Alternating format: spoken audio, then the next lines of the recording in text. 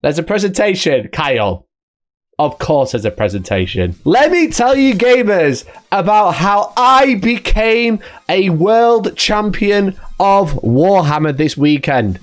I will show you every single step of the way of my build-up to going from 0 to hero, from second place, from the bridesmaid to the bride. Here it is. The thing you need in your life is a preview into my coaching service. How to do big wins in Warhammer. First of all you need to do is break the game. You just break the game of Warhammer to do big wins. You make like 7 videos amassing nearly 100,000 views telling everyone that the game is really broken. And this is why I'm clearly way better at understanding Warhammer than anyone else, because you just tell everyone it's really bad. Step 2, you beg to be a playtester in every single video and stream talking about the rules of the game that you broke before it was released. You ask for a ridiculous amount of money, like £420 an hour, because it's a funny weed number. And just keep saying, I want to be a playtester. You need me to be a playtester, clearly. Okay, you keep saying it, but just make them silly offers, because they'll never say yes. If they do, you're laughing, but they'll never say yes. But what it does, it builds up your ego, okay? It's all about ego and confidence, right? Unregulated confidence is my biggest secret that isn't on this slide. Just pretend that you're really good and you'll be fine. Oh, step 3. Use my coaching techniques to write the best army list using your chosen faction. As you know, I do offer a coaching service. It's only £89.99 a month via YouTube memberships. Subscribe and I'll DM you a list from BCP.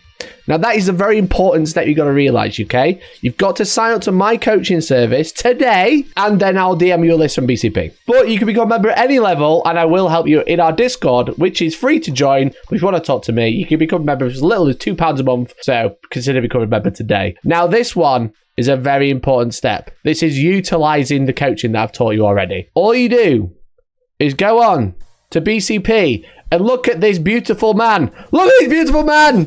This is my boy Nassim. He's the best and nicest Space Marine player I know, as you can see. Best Coast pairings. He put a list in for the World Team Championships, and he was playing Death Watch. So what you do is you look at the list you like for the faction, and then write the list. You write the list straight afterwards. Is you copy the list into the app with your thumbs and put it into BCP as a submission as your list. So then people think you wrote it, because technically I wrote it down. Technically. Very, very important to give it a funny title. Then what you do is after you've submitted the list, crucial, submit the list, then you move on to step 6. You ask your friend Kev, who plays Deathwatch, to borrow the models that you don't have, that he has, that also has some of them, but hasn't painted them all, and get him and his son to paint them for you. It's very important. This is a very important step. You have to submit the list and then ask people to borrow the models. Don't do it the other way around. Don't borrow the models, then write the list. Write the list, then borrow the models. Let's get some hype for Kevin chat for being a legend and not only lending me the models, but also finishing the painting so I could use the army I wanted to. I got child labour to help you win. No, I did not. Kev got child labour involved to help you win. Absolute legends. What if I don't have a friend to called Kev to borrow models from? Des, mate. First mistake. Get a friend called Kev. Mikey would like to dedicate this win to his sweatshop. That is true. Wait, what? What if I'm called Kev? Do I still need a friend called Kev? No, sorry. If you are called Kev, you're the guy that winning professional gamers like me borrow models from. So you just have to paint the models. What if my friend Kev doesn't have a kid? Well, tell him the miracle of life is amazing. So once you've done that, very important step, again, in that order, you paint the last bit yourself right until the night before you go, so you have 0 time to practice. 0 time. Just like me, who was painting 5 more Hellblasters, because we only had 5 between us painted, who painted 5 Deathwatch Hellblasters in about an hour, to be fair. But I was also painting another unit of Inceptors. So what you do is you don't practice the army and you paint it all up until 5 or 6 p.m. on the Friday. Late enough that you probably can't organise the game, but early enough that you can actually go to bed. So don't play the faction Just paint it, borrow all the models, and turn up on the day. What you do is you say you need to be a playtester for £420 an hour, and when they don't respond, you force them to pay for your flights and accommodation by winning the entire event. That's it, gamers. That's all you need. That's every single step. It all goes back to step one. Break the game, beg to be a playtester. They say no, and you go, okay, well, send me to America for free. Okay, we will do that. Games Workshop is paying me to go to America. And then that's it. The end. That's it. That's all you need to know. That's all you need to know. Mikey literally won a tournament out of spite. I did. And here it is. The golden trophy. It's finally here. It's finally here. We can put it next to. We can put this down very gently. And then we can knock this off the shelf and replace it with a better one. We can knock these off the shelf. Go away. Beautiful. Next to the silver one. I've got quite the collection now, gamers. It's getting a bit ridiculous. He's gone mad. No, I haven't. I've only got a gold trophy and the golden ticket. It's actually gold. It's pretty nice. It's like glossy paper. It's pretty sick, actually. Now you need to become third for the memes to get the bronze one, to get the full set. But there it is. The golden ticket. It is beautiful. I am basically Charlie. And this is Willy Wonka's factory, where they will have to listen to me. And I'll say, you remember when I broke the game, guys? Remember when I broke the game and then you paid me to come here? But there we go. So I won gold.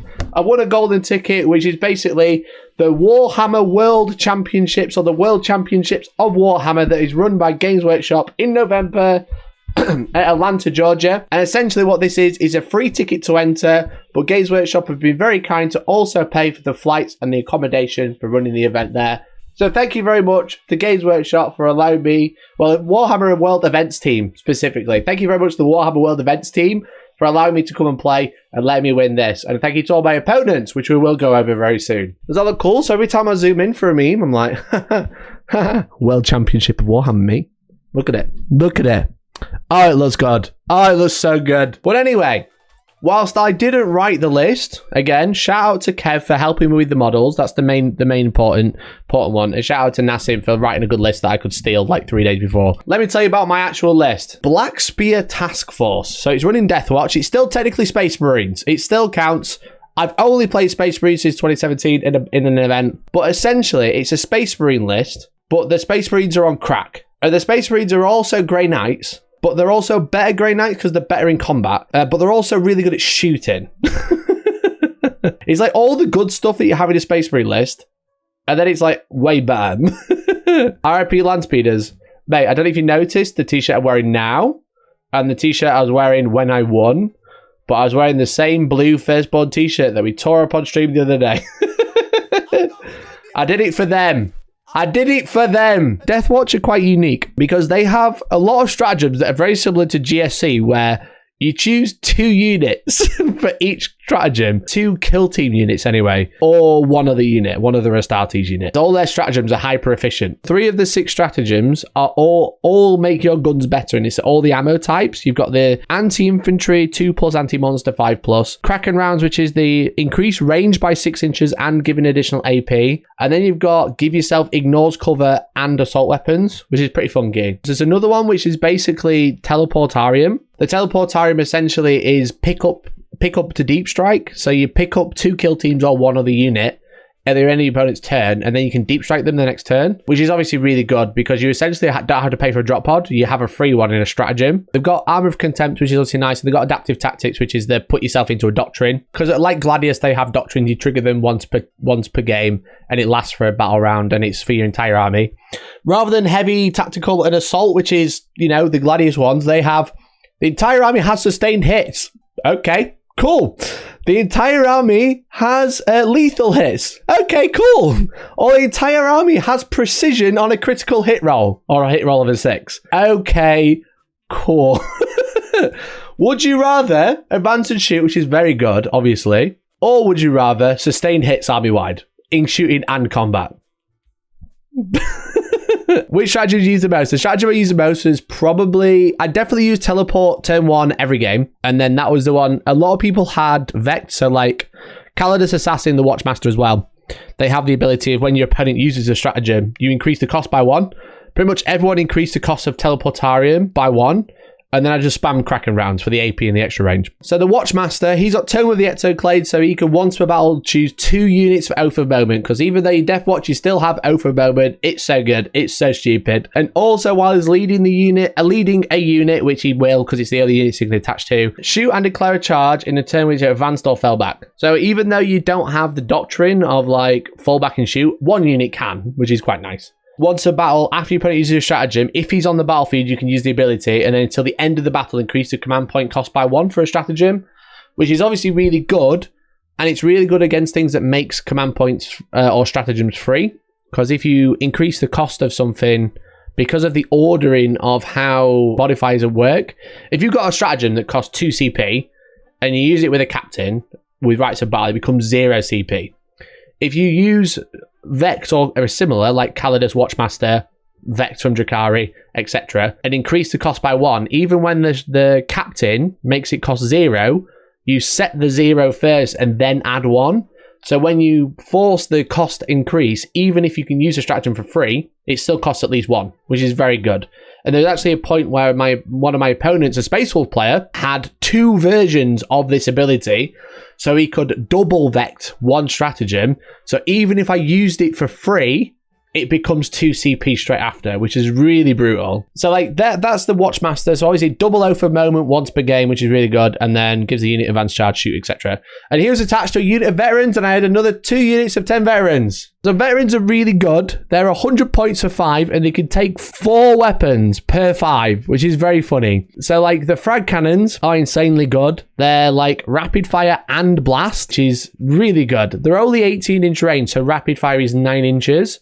And you're going to be teleporting a lot of the time for the flexibility of movement, so you're going to be out of rapid fire range. However, you have a stratagem to increase range by 6, so your rapid fire becomes 12 inches. So they become rapid fire 2d3 or 2d3 shots with blast, so you get extra shots if the unit of 5 or more. Strength 7 -1 2 damage, or strength 7 -2 2 damage if you're using the stratagem for the range. So that's really good. That's a really good shooting unit, right? It's 8d3 shots in rapid fire, and 8d3 plus 4 for every 5 models in the unit. At strength 7 -2 2 damage most of the time, which is an insanely efficient, insanely good shooting unit. So what you do is you run a unit of 10, so you can also put 4 Deathwatch Heavy Thunderhammers in there. Now, the Deathwatch Heavy Thunderhammers are strength 10 -2 3 damage, which are obviously really good. They're basically 4s to hit. The frag cannons are also 4s to hit, which is the only downside to them. But yeah, so 4s to hit on them. So they don't hit as many times, but they get a bunch of attacks if there's 4 of them in there. And then the other 2 guys take Storm Shields. And then like you got like a Xenophase Blade, which is nice. But you got the 2 with the 4+ invuln, which is nice. You got the frag cannons, 4 frag cannons, and 4 Deathwatch Thunderhammers in each unit. So it becomes a very hyper efficient shooting unit and a hyper efficient combat unit because they have 12 attacks with those hammers, and they're devastating wounds as well. So any 6s to wound are mortal, so it's flat 3 damage. And then just to add insult to injury for this unit, if you have the Imperium or Chaos keyword, they reroll 1s to hit. If you don't have those keywords, you reroll all hits with them. So even though they're hitting on 4s, if you play anything other than Imperium or Chaos, you're rerolling all hits. I don't know why an anti-alien army rerolls 1s to hit against Imperium and Chaos. One of the rules writers who was there said, that's not right. And I said, it is. And he was like, oh, that seems odd. And I was like, yeah, I don't think that's supposed to be there. But the frag cannons are blast. So that's why you take 2 land speeders. So land speeders, obviously, I've been running land speeders for absolute donkeys because they're really quick and they're really cheap. Now, they are going to Legends, which is a shame. They're T7 with 6 wounds. They've got a multi-melter on there, which is nice. But they also have an ability called Target Sighted. So at the start of your shooting phase, select 1 enemy unit that is visible to this model. Until the end of the phase, each time a friendly adept as a start of this model makes an attack with the blast weapon, your 12 frag cannons and also your Desolator indirect, add 1 to hit roll and gain ignore cover. So the speeders are just really good at screening, but also they just go, that unit over there, frag cannons are hitting on 3s, ignoring cover.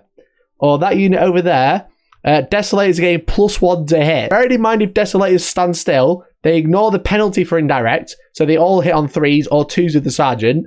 And then you give them +1 to hit with the land speeder if you can see the target you want to shoot. And now they're hitting on 2s. Wild. Actually wild. We'll talk about the Inceptors next, because they're next to it. So Inceptors. Obviously, they've got the plasma guns. A lot of people are talking about the assault bolters, because the assault bolters they're like loads of shots with sustained hits and then twin links or rerolling wounds, which is quite nice. But the thing is most Space Marine armies have like that sort of profile like 100 times over. Like everybody has a bolter equivalent. Everyone has like Dakar. There's not a lot with like high damage, high AP, and where the plasma comes in.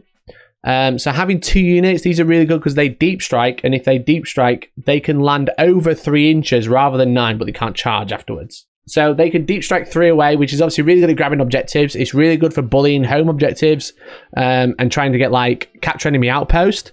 You're basically guaranteed behind enemy lines when you draw it, and it's really good at killing lone operative. So things like Calidus assassins, chaos characters. But against anything that has a similar rule, like you can't be targeted over 12, like lone operative, you deep strike 3 away and just go, okay, I'm just going to shoot you then. So when you overcharge, it's 2 shots at strength 8, -3, and 3 damage rerolling wounds, which is really good. They're also assault weapons, so they can advance to shoot after they've deep struck. And they're also pistols, so they can shoot in combat. So if you do get charged and you survive, you can just shoot, which is nice. So yeah, like a really good profile, a nice like insertion, like quite literally what they're designed for, like insertion to like, I really need that objective. I really need engage on all fronts, but you scream me out really well. I really need behind enemy lines. I really need to do that teleport homer.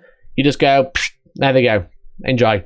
And they won me so many games. They just caused my opponent so many problems because it was like, because lots of people are running lone operatives and similar to hold an objective, whether it's on the deployment, in the deployment zone, or bang in the middle, while the rest of their army catches up. So the Inceptor threat is nice because they go, I can't leave my one model on this objective because they'll just come and take it off me and then shoot me, which is pretty nice to have. And they're relatively cheap, I think, at T6. They're flying aggressors. Yeah, they could die if they overcharge, but it's also, you're already there doing what you need to do.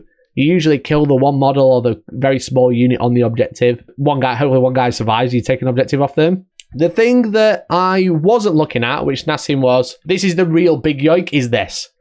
I did not rate Hellblasters until I played them this weekend.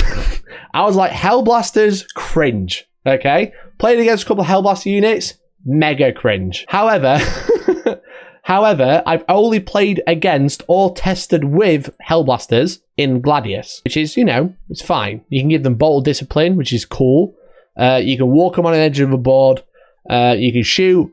And the thing is with Hellblasters is when they die, whether that's from hazardous or from just being killed in shooting or combat, on a 3+ they can shoot. If you play 9th edition, it's essentially like the old banner bomb. I've just played them in Gladius and thought about them in Gladius, and I was like, they're alright, they're fine. But then I was like, Deathwatch, entire army has sustained hits, or you can give a unit sustained hits every turn. So they've basically got Bolt of Discipline all the time. All of these stratagems to make them way better, such as anti-infantry, extra range and additional AP, so the AP 4, and when they're overcharged. Ignores cover for an additional AP, essentially additional AP, because you can make them assault and ignore cover. You know what else you could do? You can teleport them around the board because you've got a captain in there with Rights of Battle. You put them in the teleportarium for free using Rights of Battle, along with 2 kill teams. And if they don't have vets, if you go second, turn 1, you drop 20 kill team veterans and 10 Hellblasters in their face and go, deal with this. And it's just, honestly, with those extra abilities, that really makes them. I don't think they're very good in Gladius. If you're running Gladius Task Force, I don't think you should be looking at Hellblasters. If you're playing Deathwatch, then you definitely should. And this is the big yoink. If there's anything in this list that was like, I definitely stole this, it's that. The beacon, Nassim's beacon, was a massive exploded Hellblaster. So what they do is they deep strike. They use a stratagem on themselves, like anti-infantry 2+. So it's just like, yeah, cool. You were against Wardens, for example. Custodian Wardens are toughness 6. If the strength of your weapon is over their toughness, you're -1 to wound. So even when you're overcharged, you wound on 4s with Hellblasters, which is cringe. No, it isn't cringe. Wound on 2s. Also, anti-monster 5+ on that same stratagem. So you can make the wounds on 5s against anything, which is, like Wraith Knights, Incarns, etc. And they just get a bunch of shots with the sustained hits as well. And then when they die, they shoot again, which is also cool in Overwatch. So if you do die in Overwatch, you get a few extra shots off, which actually probably won me the last game, which is like a pretty clutch Overwatch that came in. I Overwatched with some Desolators and then Rights of Battled and Overwatched again. Even though I don't agree with that rule, I don't think anyone should be able to Overwatch twice against the same unit, especially. But the GW play it as if you use Rights of Battle or any other ability that allows you to use a strategy for free, it allows you to use Overwatch twice and you can trigger it at the same time. It felt really nasty. But and then when I shot with Overwatch, I died, so I shot again, which is so it's like 3 Overwatches essentially. Boss Librarian with the Infiltrators. This is also a really good screening unit. It's also really good at holding objectives because it's got essentially a lone operative, but it doesn't have a lone operative. While he's leading the unit, they gain stealth, and also you can't target them over 12 inches away, like lone operative, but they also infiltrators, so you can't deep strike within 12, which is really nice. So unless you're going to like run at them, and usually I'm going to try and keep them away from you, or like hold an objective, or be in the middle until you're too close, then I'll come away. They're really good at just being annoying and just being where you need them to be, and they just don't die. I do really like this. I was kind of like, it's a bit expensive, but I do think it works really well. It's just lone operative is really good. But then you have that, I have Inceptors to deny lone operative, but then you don't have something similar against Infiltrators with the Phobos Librarian.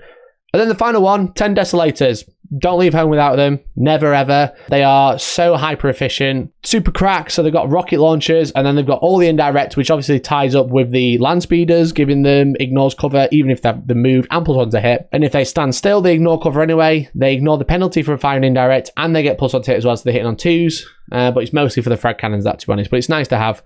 But the thing is with Desolators in Gladius, you have all the stratagems. So all of the stratagems, all the like cool ammo and shit like that. 2 kill teams, all one other unit. So you can start giving your Desolators extra range, so and AP.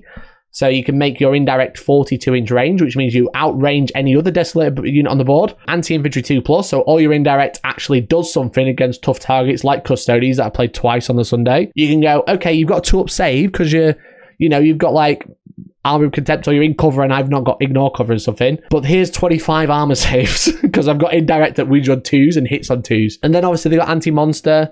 So if you're against Wraith Knights and stuff, you can't make them wounds on 6. It's max wounds 5. You can give them sustained hits. You can give them assault and ignores cover, so you can advance and shoot them. And they ignore cover as well, which is nice. So like the thing is like every unit you go, oh, actually that's quite a good unit, and then you go, oh, all the stratagems are just really good at shooting. So you take a shooting army, and then the combat's pretty good, and it's very similar to playing Iron Hands though in 9th edition. All the shooting's really good, and then everything's kind of scary in combat. Because on the Primaris Captain as well, you have Thief of Secrets, which is the other enhancement that you take. So you got Tome of the Ectoclades on the Watchmaster, who's pretty good in combat. Strength 6 with lands with 6 attacks. But then the Primaris Captain has Thief of Secrets, so it gives him +1 strength, AP, and damage. If he kills a model, it becomes +2 strength, AP, and damage. So he goes from strength 8 -2, 2 damage to now always strength 9 -3, 3 damage. And if he kills something, strength 10 -4, 4 damage. So good. But that's the list anyway. So yeah, like the Primaris Captain and the Hellblasters definitely yoinked. A lot of the other stuff they were kind of on my radar, but it was like kind of like that just helped finish off the list. But yeah, it's essentially like it's like an anti-meta list. Like Deathwatch are really good at killing Xenos, because like they've got all the strats that make killing Wraith Knights etc really easy, and they also have the veterans which reroll hits against Xenos armies. And then I only played Imperium and Chaos for 6 games.